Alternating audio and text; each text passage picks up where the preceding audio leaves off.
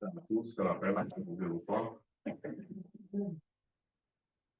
plaisir pour moi d'être ici encore une fois, sur un jour de la semaine pour porter le message de la parole de Dieu.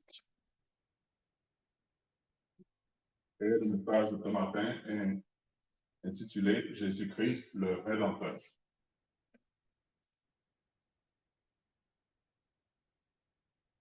C'est-à-dire celui qui paie le prix pour les autres, celui qui rachète l'être humain avec sa mort. Alors, Jésus-Christ, qui est le nom le plus puissant du monde, est un personnage qui est tant aimé par plusieurs, mais malheureusement, il est haï par d'autres. Il est aimé par ceux qui ont apprécié son sacrifice sur la croix et qui le connaissent parce qu'ils ont donné leur vie à Christ à travers l'eau du baptême, qui ont été ensevelis et ressuscités spirituellement avec Jésus-Christ et qui obéissent à sa parole. La phrase « celui qui obéit à mes commandements et celui qui m'aime » est tirée de l'évangile de Jean. Plus précisément, Jean, chapitre 14, verset 21.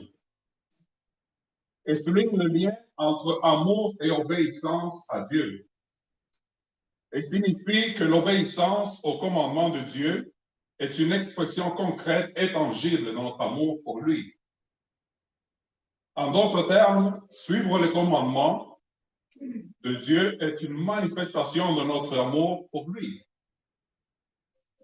Plus précisément, ce verset dit, « Celui qui a mes commandements et qui les garde, c'est celui qui m'aime. Et celui qui m'aime sera aimé de mon Père. Je l'aimerai et je me ferai connaître à lui. » L'idée est que les commandements de Dieu ne sont pas des règles arbitraires, mais des expressions de son amour et de son souci pour nous. En le suivant, nous manifestons notre propre amour et reconnaissance envers lui. Mais pourtant, il y a qui haïssent Jésus.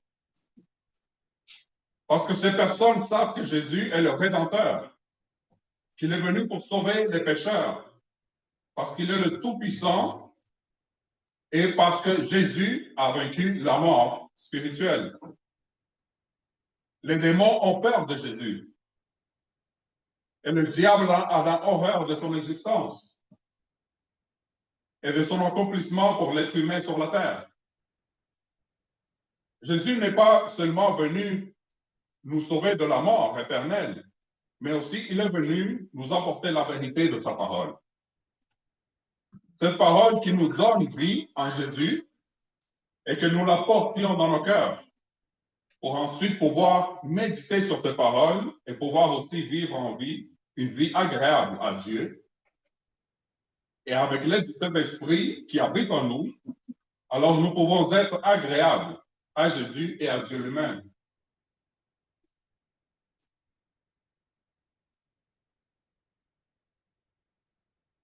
Jésus dans la montagne des Oliviers, dans Jean chapitre 8, Jésus dit au verset 12, « Quand les scribes et les pharisiens l'interrogèrent, « Je suis la lumière du monde, celui qui me suit ne marchera pas dans les ténèbres, mais il aura la lumière de la vie. » À l'entendre la conversation avec les scribes et les pharisiens, Jésus dit, comme Jésus parlait ainsi, plusieurs crurent en lui. Et au verset 31, il dit aux Juifs qui avaient cru en lui, « Si vous demeurez dans ma parole, vous êtes vraiment mes disciples.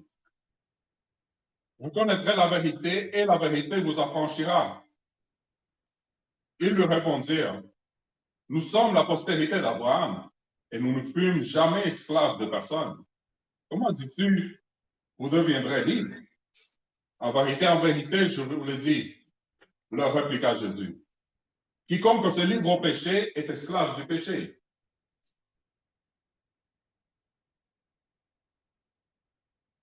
Jésus, le Rédempteur, Jésus-Christ est le Rédempteur parce qu'il nous a rachetés. Il se donnait en sacrifice pour nous ramener de nos mauvaises voies. Jésus est l'unique qui peut faire cela. Aucune autre puissance ne pouvait se faire homme pour ensuite souffrir et mourir pour nos péchés. Seulement Jésus-Christ. L'unique Rédempteur est le Seigneur Jésus-Christ, le Fils éternel de Dieu, en qui Dieu s'est fait homme et a porté lui-même la punition du péché.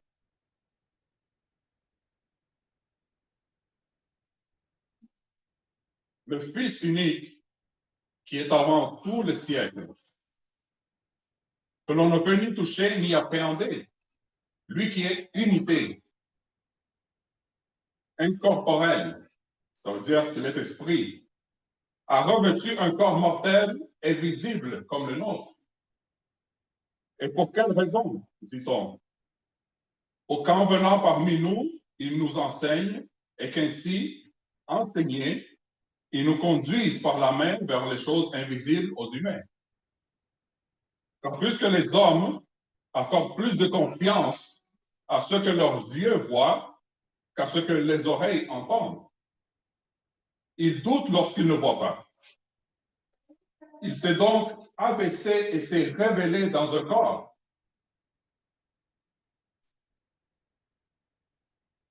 Dans Isaïe 59, la parole dit au verset 20, un Rédempteur viendra pour Sion, pour ceux de Jacob qui se convertiront de leurs péchés, dit l'Éternel.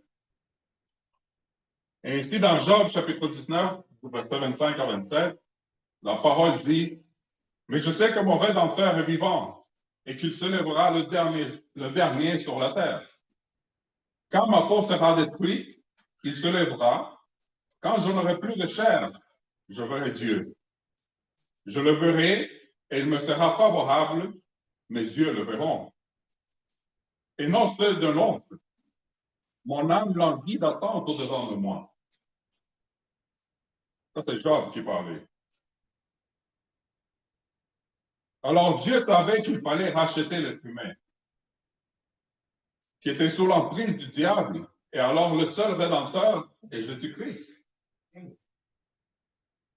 Ce passage souvent cité exprime l'espoir de Job face à sa souffrance. Et aujourd'hui encore, l'homme souffre et il est encore sur l'emprise du malin. Mais il y a un médiateur, un avocat auprès du Père céleste, qui est le Rédempteur adorable, Jésus-Christ, qui peut te délivrer des chaînes de l'esclavage de ce monde corrompu. Jésus est la vérité et la vie. Dans Jean chapitre 14, verset 5,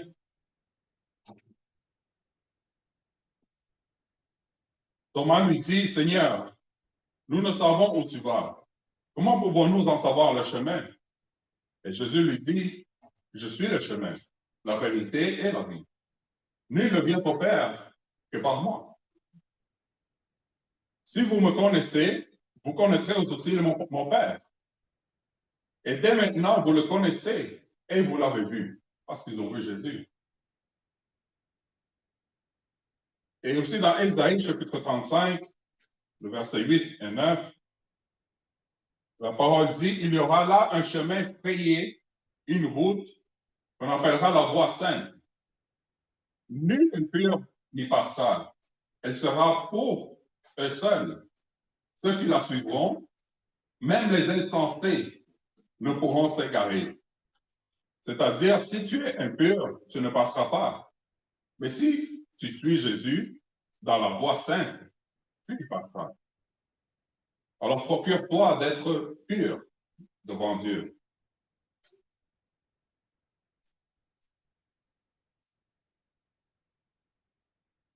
Et dans Marc chapitre 10, le verset 21, Jésus l'ayant regardé les mains et lui dit, il te manque une chose.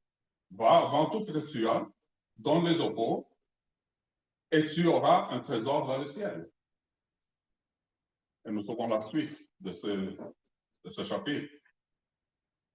Acte chapitre 4, verset 12. Il n'y a de salut en aucun autre, car il n'y a sous le ciel aucun autre nom qui ait été donné parmi les hommes, par lequel nous devions être sauvés.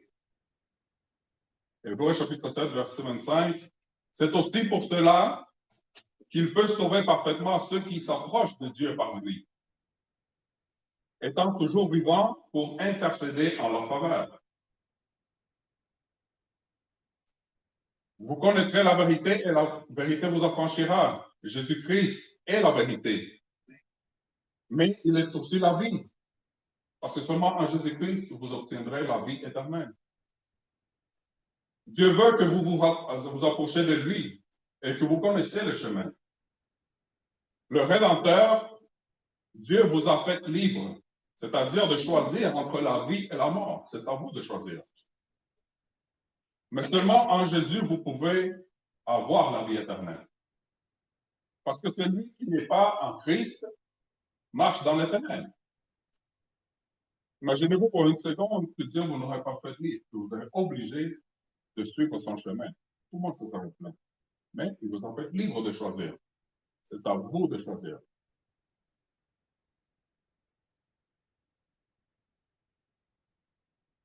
En Éphésiens chapitre 5, le verset 13 et 14, le verset 13 dit, « Mais tout ce qui est condamné est manifesté par la lumière. Car tout ce qui est manifesté est lumière. C'est pour cela qu'il est dit, réveille-toi, toi qui dors, relève-toi d'entre les morts, et Christ t'éclairera. » C'est-à-dire, relève-toi d'entre les morts spirituels.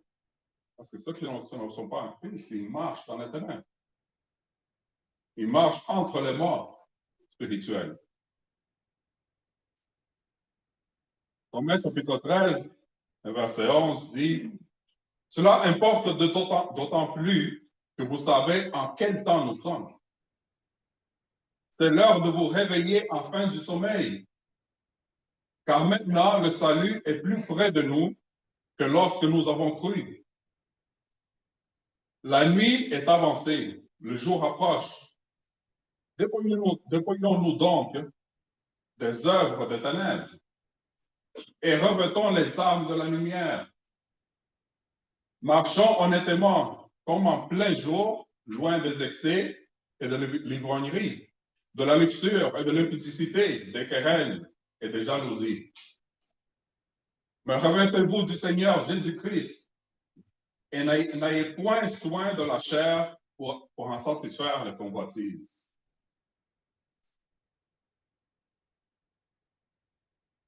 Ce passage est important pour ceux qui sont déjà chrétiens. Mais aussi, Jésus a dit dans Luc chapitre 9, verset 61-62, un autre dit, « Je te suivrai, Seigneur, mais permets-moi d'aller d'abord prendre congé des ceux de ma maison. » Et Jésus lui répondit, « Quiconque met la main dans la charrue et regarde en arrière n'est pas propre du royaume de Dieu. » C'est-à-dire que si après avoir donné ta vie à Jésus, après t'avoir converti, et que tu fais un 180 degrés pour retourner dans les choses du monde, tu n'es pas propre pour le royaume de Dieu. Jésus va retourner à n'importe quel moment. Ne te fais pas surprendre en train de danser dans un club ou dans des endroits non appropriés pour un chrétien. Jésus ne veut pas revenir chercher son Église et surprendre quelques frères ou quelques sœurs dans la convoitise, dans la débauche. Il veut te trouver propre. Il veut te trouver propre pour pouvoir accéder à son royaume.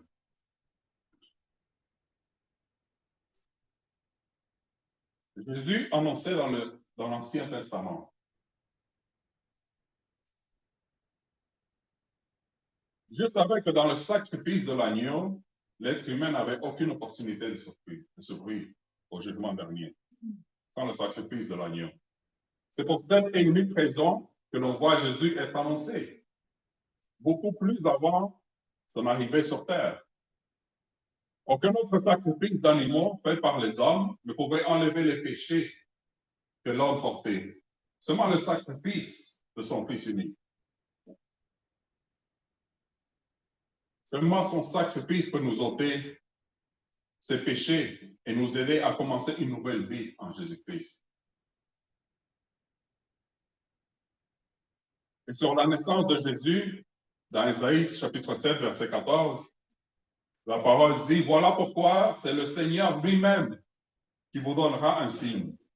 La Vierge sera enceinte, elle mettra au monde un fils et l'appellera Emmanuel. Isaïe chapitre 9, verset 5. En effet, un enfant nous est né, un fils nous a été donné, et la souveraineté reposera sur son épaule.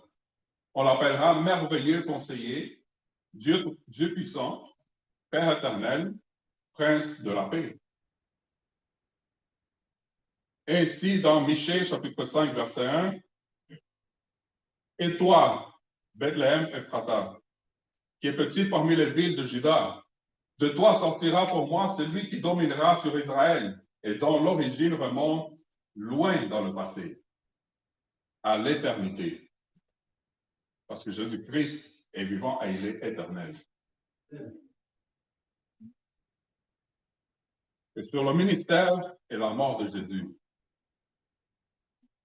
Dans Zacharie, chapitre 9, verset 9, la parole nous dit, « Régis-toi, fille de Sion, lance des acclamations, fille de Jérusalem.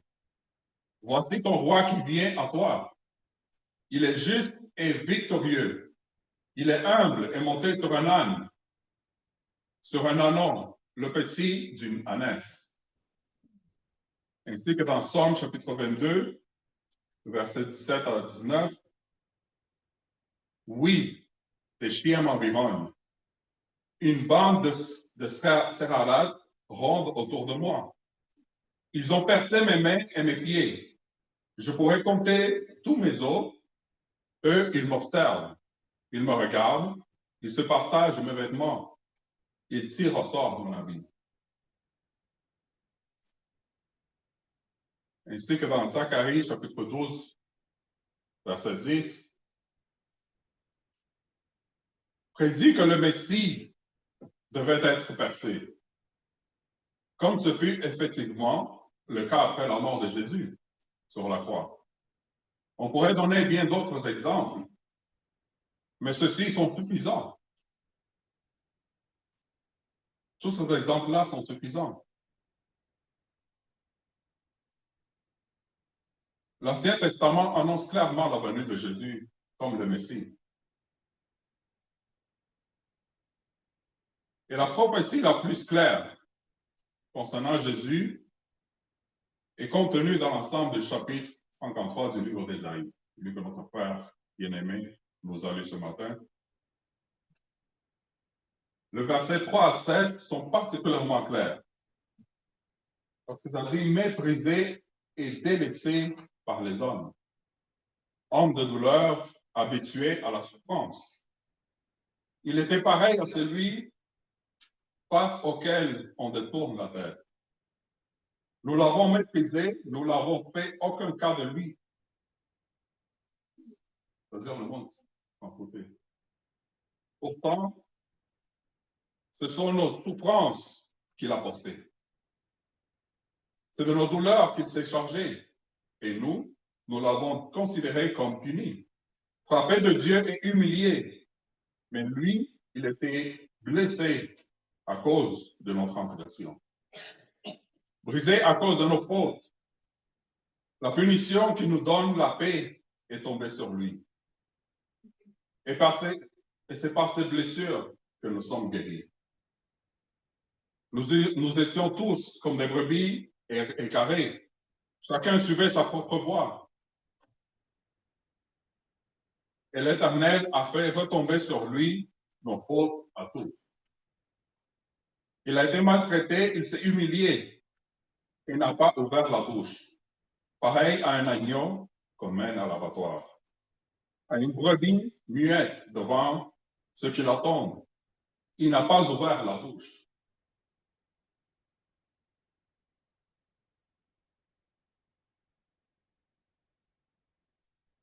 Sur la mission de Jésus, pour mieux comprendre la vie de Jésus, il faut bien regarder sa vie durant son enfance. Je vais lire quelques passages dans Luc chapitre 2. Je vais lire verset 40 au verset 52. Comme l'enfant croissait et se fortifiait, il était rempli de sagesse et la grâce de Dieu était sur lui. Les parents de Jésus allaient chaque année à Jérusalem à la fête de Pâques. Lorsqu'il fut âgé de 12 ans, ils y montèrent, selon la coutume de la fête. Puis, quand les jours furent écoulés et qu'ils s'en retournèrent, l'enfant Jésus resta à Jérusalem. Son père et sa mère ne s'en aperçurent pas. Croyant qu'il était avec les compagnons de voyage, ils firent une journée de chemin et le cherchèrent parmi leurs parents et leurs connaissances. Mais ne l'ayant pas trouvé, ils retournèrent à Jérusalem pour le chercher. Au bout de 3 jours, ils se trouvèrent dans le temple, assis au milieu de docteurs, les écoutant et les interrogeant. Voici déjà Jésus, il croissait en sagesse. Il écoutait et il interrogeait les docteurs de la loi. Tous ceux qui l'entendaient étaient frappés de son intelligence et de sa réponse. Quand ses parents le virent, ils furent saisis d'étonnement. Et sa mère lui dit, « Mon enfant, pourquoi as-tu agi de la sorte avec nous? Voici ton père et moi, nous te cherchions avec angoisse. » Il leur dit, « Pourquoi me cherchez-vous? Ne savez-vous pas qu'il faut que je m'occupe des affaires de mon père? » Mais ils ne comprirent pas ce qu'il leur disait. Puis il descendit avec eux pour aller à Nazareth. Et il leur était soumis. Sa mère regardait toutes ces choses dans son cœur. Et Jésus croissait en sagesse, en stature et en grâce, devant Dieu et devant les hommes. Ces courts éléments rapportés par les évangiles suffisent cependant à nous faire comprendre que la courte vie de Jésus adulte sur terre sera placée sous le signe du respect non seulement à ses parents, mais plus encore à son Père qui est aux cieux.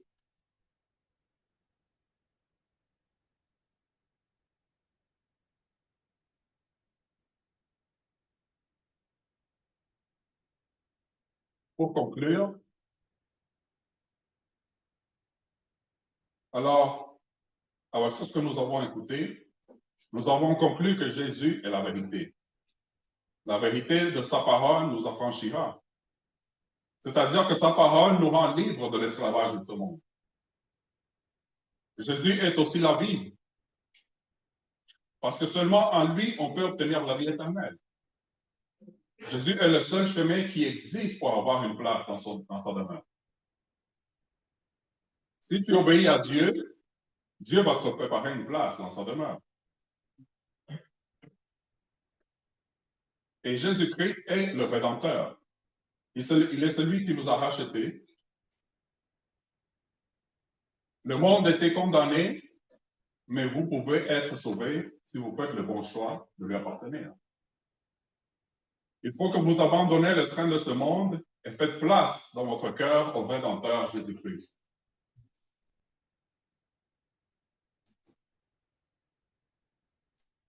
Ce monde offre un autre chemin, oui, mais c'est le chemin de la perdition éternelle. Ce monde vous trompe par les plaisirs passagers, par la luxure, par la convoitise de l'argent, par toutes sortes de désirs charnels qui vont durer pour seulement une courte durée. Parce qu'on est ici aujourd'hui, mais on ne sait pas demain. Jusqu'au moment où Dieu décide d'envoyer son Fils Jésus-Christ pour chercher son Église, c'est-à-dire ceux qui lui appartiennent. cherchez ceux qui l'ont obéi et qui ont décidé de tenir fort pour maintenir la foi en lui jusqu'à son retour. Et si vous le faites, vous êtes sûr d'avoir une place aux côtés de lui. Beaucoup seront pris par surprise, ne sachant à quoi faire en ce moment. Parce que tout œil le verra sur la terre. Tout œil va le voir venir dans sa gloire avec ses anges. Mais pour nous chrétiens, ce sera un moment de joie. Ce sera un moment de joie inexprimable. Ce jour-ci attendu, par ceux qui aiment vraiment le roi des rois, Jésus-Christ, auront la joie.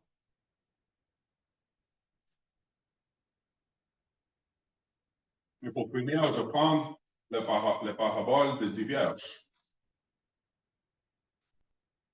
La parabole des 10 vierges, tirée du livre de Matthieu, illustre la nécessité de vigilance et de préparation pour le retour de Jésus-Christ. Les 10 vierges représentent les chrétiens, sont toutes munies d'une lampe qui représente la foi. Mais seules les 5 vierges sages prévoient de l'huile pour les alimenter. Quand l'époux, Jésus-Christ, arrive tard, les vierges folles sont prises au dépourvu. Elles ne peuvent entrer au festin. Cette parabole enseigne l'importance de la vigilance spirituelle et de la préparation pour le retour de Jésus-Christ. Et les vierges sages, elles sont prêtes à accueillir l'époux grâce à leur préparation spirituelle. Elles représentent les fidèles qui restent vigilants et prêts à recevoir le Christ à tout moment. Et les vierges folles, elles ne prévoient pas suffisamment d'huile pour leur lampe. Représentent un manque de préparation spirituelle. Elles représentent ceux qui ne sont pas vigilants et qui peuvent se retrouver pris au dépourvu lors du retour de Jésus-Christ. Et l'huile représente la foi, l'amour et la vigilance spirituelle. Les vierges sages ont l'huile pour alimenter leur lampe, tandis que les vierges folles n'en ont pas assez, ce qui représente un manque de préparation spirituelle. Et le festin du mariage représente le royaume de Dieu. Seules les vierges sages qui sont prêtes peuvent entrer et participer au festin. Et enfin, le retour de l'époux représente le retour de Jésus-Christ. La parabole enseigne que ce retour se fera soudain et inattendu. Il faut donc être prêt à tout moment. N'attendez pas. Comme on le constate dans le monde, on est aujourd'hui, mais demain, on ne sait jamais. On peut dire à un bien-aimé, un membre de famille, un ami, on lui parle aujourd'hui, je t'aime, demain, il n'est plus là. En résumé, la parabole des 10 vierges nous exhorte à rester vigilants et à nous préparer spirituellement pour le retour de Christ. En cultivant la foi, l'amour et la vigilance, mais à tout temps. Il ne faut pas relâcher. Si tu n'as pas encore donné ta vie à Jésus-Christ en plongeant dans l'eau du baptême, il est important de savoir que tu es encore dans les ténèbres. Et c'est la parole qui le dit. Et qu'aujourd'hui, tu es là. Mais que sera-t-il de demain? Après la mort, tu ne peux pas faire marche arrière. Il est déjà trop tard. Alors, le temps est écoulé. Je vous remercie de m'avoir écouté. J'espère que ces paroles vous ont touché au cœur, surtout pour ceux qui n'ont pas encore donné leur vie à Jésus-Christ. Merci. Que Dieu vous bénisse.